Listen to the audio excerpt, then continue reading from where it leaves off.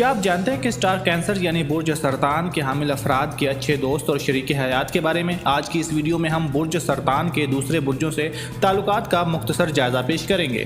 बात करते हैं बुर्ज सरतान और कौस के ताल्लुक की, तो नाज़रीन, बुर्ज कौस आतिशी मिजाज रखता है जबकि बुर्ज सरतान आबी मिजाज रखता है।